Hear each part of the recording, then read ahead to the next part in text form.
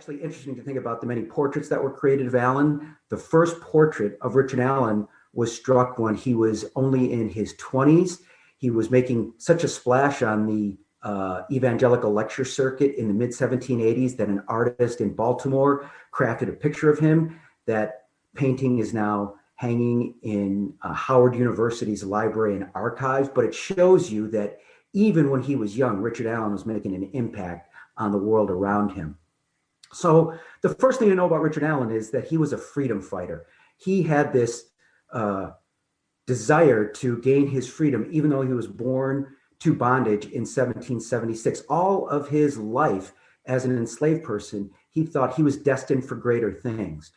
He knew all of the toil that was associated with bondage, and it really corroded his soul and made him feel as if he was less than human. He was actually separated from his family once he lived with his second master in Delaware.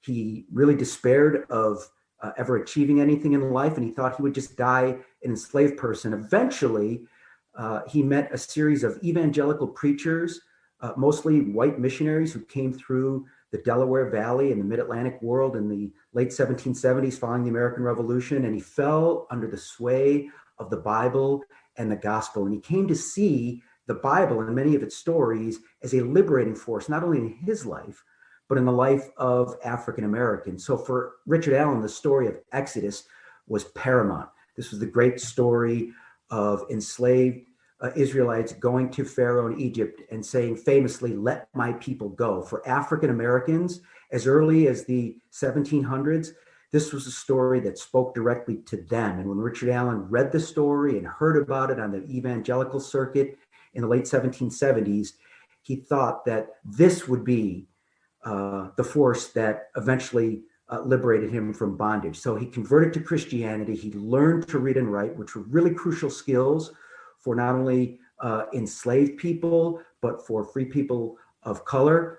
And he came to read many of the documents that defined the new American nation, especially the Declaration of Independence, which alongside the Bible, he held really close to his heart because he thought it spoke to his quest for equality. So he not only wanted freedom from slavery, but he wanted to be treated as an equal citizen in the American Republic. And he thought the Declaration of Independence and even the Constitution later on did just that.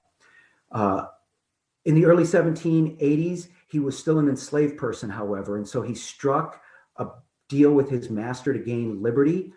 He invited some evangelical preachers to his master's house. They gave really searing fire and brimstone sermons, basically telling his master that he was guilty and going to hell unless he got rid of slavery. And so pretty soon after that, Richard Allen's master, Stokely Sturgis, arranged for a freedom deal where Richard Allen and his brother would buy themselves out of bondage.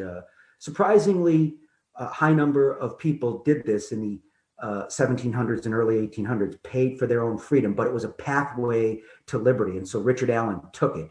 And by the mid 1780s, he is a free person, and he has decided that he's going to be, among other things, a preacher. And he sets off on the evangelical circuit in New Jersey, Maryland, Pennsylvania, Delaware, trying to spread this gospel that not only is he a free person, but all African Americans are destined to be free and equal members of the American Republic. So he's a freedom fighter. Richard Allen is also best remembered as a Black institution builder. And this is a really important point. Within the Black community, Richard Allen is revered for the many institutions that he helped create in the 1700s and early 1800s. So in 1787, just a few years after he frees himself from bondage, he moves to Philadelphia, and he joins with other African-American leaders to create the Free African Society, a philanthropic and benevolent group that, among other things, aids people in the Black community who need help with various matters, from insurance to philanthropy to education. It also becomes a political body protesting for equality and justice in Philadelphia, Pennsylvania, and the new American nation. It's important to note that between 1790 and early 1800 and 1800, Philadelphia is the nation's national capital. Before it moves to Washington, D.C. for a decade, Philadelphia is the home to the federal government. So Richard Allen is used to seeing all the